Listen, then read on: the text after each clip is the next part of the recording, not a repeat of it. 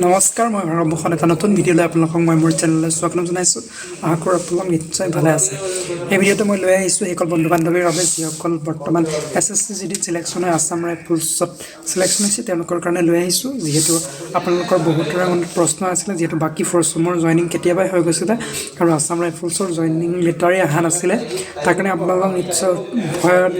আপোনালোক নিশ্চয় ভয় খাই আছিলে, কিন্তু চিন্তা কৰিবলগীয়া কোনো কাৰণ নাই বুলি আগতেও কৈছিলোঁ। কাৰণ আছাম ৰাইফলছত প্ৰচেছটো অকণমান লেট হয়। আমাৰ টাইমত আমি 3 মাহ অপেক্ষা কৰিব লগা হৈছিলে, ঠিক তেনেদৰে এইবাৰো ঠিক যথেষ্টখিনি লেট হৈছে। আৰু এতিয়া আপোনালোকৰ অপেক্ষা অন্ত পেলাই ফাইনেলি আপোনালোকৰ জইনিং লেটাৰ আহিল। হয়তো কিছুমানৰ নাহিব পাৰে, প্ৰায়খিনিৰে আহিছে, কিন্তু যদি অহা নাই আপোনালোকে চিন্তা কৰিব কাৰণ নাই। জইনিং লেটাৰখন আহিবই, তেনেকুৱা কোনো কথা নহয়। আৰু জইনিং লেটাৰখন আপোনালোকৰ মেইলত আহে, আৰু আপোনালোকৰ যদি পোষ্টেলতো নাহে তেতিয়াও আপোনালোকে কোনো চিন্তা কৰিবলগীয়া কাৰণ নাই। কাৰণ মোৰো পোষ্টেলত অহা নাছিলে, যিটো আপোনালোকৰ ইমেইলত আহিব সেইখনে আপোনালোকে প্ৰিণ্ট আউট কৰি লৈ আপোনালোকে দেখাব পাৰিব। ময়ো তেনেকৈ প্ৰিণ্ট আউট কৰি লৈ গৈছিলোঁ, মই বুলিয়ে নহয়, যাৰ পোষ্টেলত অহা নাছিল ইমেইলৰ সেইখন প্ৰিণ্ট আউট কৰি উলিয়াই লৈ গৈছিলে। এতিয়া আহোঁ আপোনালোকৰ জইনিং টাইমত আপোনালোকে কোন চেণ্টাৰত পৰিছে, ক'ত কি কেনেকুৱা মেডিকেল হ'ব, কি প্ৰচেছ হ'ব, সেই বিষয়ে মই আপোনালোকক জনাবলৈ চেষ্টা কৰিম। প্ৰথমতে আপোনালোকে নিশ্চয় জানিব যে 3টা চেণ্টাৰ আছে আছাম ৰাইফলছৰ। এটা হৈছে ডিফুত, ডিমাপুৰ, আৰু এটা আছে সুখবিত। তাৰে আপোনালোকৰ যিটো ডিফুত ট্ৰেইনিং চেণ্টাৰ আছে তাৰে পৰা আচলতে আধা কেণ্ডিডেট আপোনাৰ যি বেনাৰছত আছে গোৰ্খা ৰেজিমেণ্ট, তালৈ আপোনালোকক লৈ যায় অলপ সংখ্যক কেণ্ডিডেটক। কাৰণ কিয়নো ডিফু আচলতে ৰিক্ৰুইটৰ কাৰণে এইটো চেণ্টাৰ নাছিলে, বেছিদিন হোৱা নাই তাত ৰিক্ৰুইটৰ ট্ৰেইনিং দিবলৈ লোৱা। তাত আচলতে ক'ৰ্চসমূহ চলে, আৰু যিহেতু এতিয়া তাত RTC বনাই দিছে ৰিক্ৰুইট ট্ৰেইনিং চেণ্টাৰ, আৰু লগতে ক'ৰ্চসমূহ চলে, গতিকে অকণমান সমস্যাৰ সন্মুখীন হয়। গতিকে তাৰে আধা কেণ্ডিডেট বেনাৰছত থকা গোৰ্খা ৰেজিমেণ্ট চেণ্টাৰলৈ পঠিয়াই দিয়ে। এইটো ক্ষেত্ৰত কৰিবলৈ যদি যোনসকল আপোনালোকে গোৰ্খা ৰেজিমেণ্টত যায় তেওঁলোকে চিন্তা কৰিবলগীয়া কোনো কথা নাই আৰ্মি চেণ্টাৰত যাব বুলি, বৰঞ্চ আপোনালোকে ভালে পাব লাগে। কাৰণ আপোনালোকক যদি কওঁ, শুনিবলৈ আপোনালোকে বিশ্বাস নকৰিলেও যি আছাম ৰাইফলছৰ যি ট্ৰেইনিং আৰ্মি ট্ৰেইনিং চেণ্টাৰতকৈও অকণমান হাৰ্ডহে হয়। যোৱা বছৰ যিসকল আমাৰ লগত ট্ৰেইনিং কৰিছিলে তেওঁলোকৰ পোৱা অভিজ্ঞতাৰ পৰা কৈছোঁ, যিসকলে বানাৰসত ট্ৰেইনিং কৰি আহিছিলে, বেছিক ট্ৰেইনিং কৰি, আৰু এডভান্সটো যিহেতু ডিফুতে হয়, ডিফুত আহি তেওঁলোকৰ অৱস্থা অকণমান বেয়া হৈ গৈছিলে ৰাগৰা ইমান বুলি। গতিকে যিসকল চিলেকশ্যন হয় বানাৰসৰ কাৰণে চিন্তা কৰিবলগীয়া কোনো কথা নাই। ইমান যিহেতু ট্ৰেইনিঙৰ যিখিনি নিয়মাৱলী সেইখিনি আছাম ৰাইফলছৰ নিয়মতে হয়, জাষ্ট ট্ৰেইনিংটো আপোনালোকে আৰ্মি চেণ্টাৰৰ আণ্ডাৰত কৰিব। এতিয়া আহোঁ আপোনালোকৰ জইনিং টাইমত যি মেডিকেল হ'ব তাক লৈ বহুতে চিন্তা কৰি আছিলে যে মেডিকেলটো বহুত হাৰ্ড হয় নেকি। চাওক, মই এটা কথা আপোনালোকক এতিয়াই কৈ দিওঁ, আপোনালোকে চাকৰিটো পাবলৈ যিমান টান, চাকৰিটোৰ পৰা উলিয়াবলৈ আপোনালোকক বেছি টান। আপোনালোকে চিন্তা কৰিবলগীয়া কোনো কাৰণ নাই। আপোনালোকক খালি হাত ভৰিখন আপোনালোকে বচাই ৰাখক, কোনো মেজৰ ইঞ্জুৰি নোহোৱাকৈ ৰাখক। আপোনালোকে সুন্দৰভাৱে যি মেডিকেল হয় আৰামত পাছ কৰি যাব। এইটো নহয় যেন তেন কিছুমান ফ'ৰ্চৰ যোৱাবাৰ হোৱাই নাছিলে মেডিকেল আমাৰ লগৰে, কিন্তু আছাম ৰাইফলছৰ তেনেকুৱা নহয়, মেডিকেলটো হ'বই। কিন্তু আপোনালোকৰ যদি তাতে কিছুমান প্ৰব্লেমো আছে, কোনো অসুবিধাও আছে, কোনো চিন্তা কৰিবলগীয়া কথা নাই। আপোনালোকক ফিট কৰাই দিব, অলপ দিন ৱেইট কৰাই হ'লেও ফিট কৰাই দিব। তাত বিশেষকৈ আপোনালোকৰ চকুহে আহিছে। আপোনালোকৰ এইটো টেষ্ট SSC টাইমত লোৱা নাছিলে, মই যোৱাবাৰো কৈছিলোঁ। ভৰিখন জইন লগাই বহিবলৈ দিয়ে, বহিব পাৰে নে নাই চাই। আৰু মোৰে এজন লগৰ আছিল, তেওঁ বহিব পৰা নাছিলে, তাৰ কাৰণে তেওঁক বাৰে বাৰে মাতি আনি একেটা টেষ্টকে কৰাই আছিলে, কিন্তু লাষ্টত ফাইনেলি ফিট কৰাই দিলে। ঠিক তেনেদৰে এজন ল'ৰা চকুৰে দেখিব নোৱাৰে, চকুৰে তেওঁ ধৰিবই নোৱাৰিছিলে, তেওঁ চাগে কিবা মুখস্থ কৰি পেলাই মেডিকেলত ফিট হৈ আহিছিলে চাৰ্টখন, কিন্তু তাতে ফিট হোৱা তেওঁ ধৰিব পৰা নাছিলে, তথাপিও তেওঁক ফিট কৰাই দিছিলে। গতিকে এইবিলাক কথা আচলতে তেনেকৈ একচুৱেলি কোৱা কথা নহয়, তথাপিও আপোনালোকে ইমান সুধি থকাৰ কাৰণে মই জনাই দিছোঁ। একেবাৰে চিন্তা কৰিবলগীয়া কথা নাই।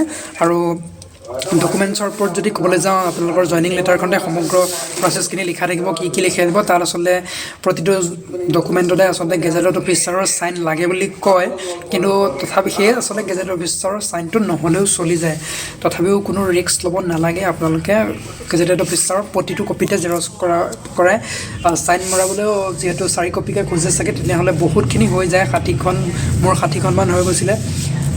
তেতিয়া অকণমান দিগদাৰ হৈ যায়, যিজন গেজেটেড অফিচাৰো তেওঁ দিবলৈ টান পায়। গতিকে আপোনালোকে এখনত চাইন কৰাই পেলাই বাকীখিনিত আপোনালোকে জেৰক্স কৰি লৈ যাব পাৰে। আৰু এইটো নকম যে নকৰিলেও হয়, যদিও আপোনালোকে কৰি লৈ যাব, যিহেতু তাত প্ৰতি বছৰে নিয়মসমূহ সলনি হৈ থাকে, কাৰ কেতিয়া কি মুড সলনি হৈ যায় ক'ব নোৱাৰি। এইবাৰ লাগিব বুলি কৈ দিব পাৰে, গতিকে কোনো ৰিস্ক নোলোৱাকৈ আপোনালোকে সুন্দৰকৈ আপোনালোকে ডকুমেণ্টছখিনি এটাত গেজেটেড অফিচাৰ চাইন কৰে, বাকীখিনি জেৰক্স কৰাই লৈ যাব। ঠিক তেনেদৰে আপোনালোকে যাক আপোনালোকৰ নমিনীত দিয়ে মাদাৰ বা ফাদাৰৰ লগত আপোনালোকে 10 কপিমান আপোনালোকে জইণ্ট ফটো লৈ যাব।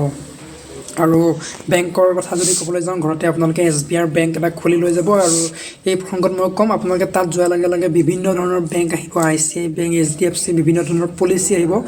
এই পলিচিসমূহ বা বেংকসমূহত আপোনালোকে কেতিয়াও ভুলতো আপোনালোকে একাউণ্ট নুখুলিব বা পলিচিসমূহ নুখুলিব। এই প্ৰসংগত মই এটা বেলেগ ভিডিঅ' বনাই দিম। আপোনালোকক বিভিন্ন প্ৰকাৰে আপোনালোকক কনভিন্স কৰাবলৈ চাব, জবৰদস্তি কৰিব, ওপৰৰ ফালৰ পৰাও ক'ব খোল বুলি, কিন্তু আপোনালোকে নিজৰ হেৰিয়ত অটল থাকিব। কেতিয়াও আপোনালোকে তাৰ যি বেংক একাউণ্ট নুখুলিব, ঘৰৰ পৰা দিয়া SBI একাউণ্টতে আপোনালোকে খুলিব।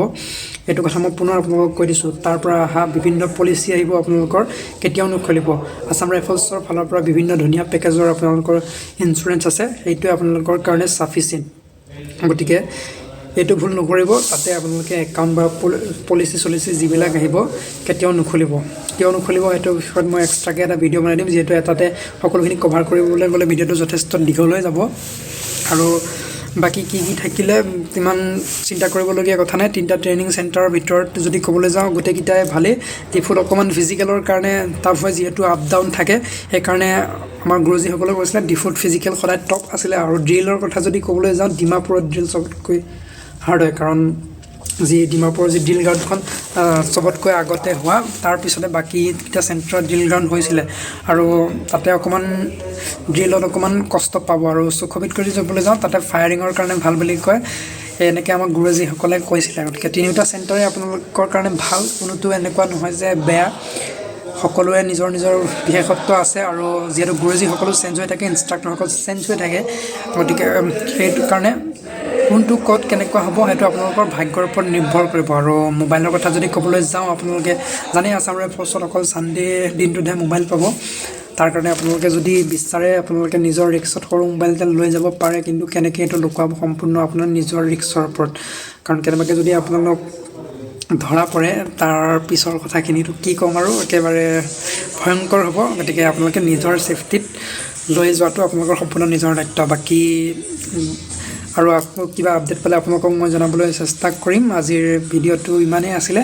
আৰু আপোনালোকৰ মই আপোনালোকে সুধি থকা মেছেজসমূহ যিমান পাৰোঁ মই সময় উলিয়াই তাৰ ৰিপ্লাইসমূহ দিবলৈ এটা ভিডিঅ'ৰ আকাৰে চেষ্টা কৰোঁ, প্ৰায় চিমিলাৰিটিখিনি চাই।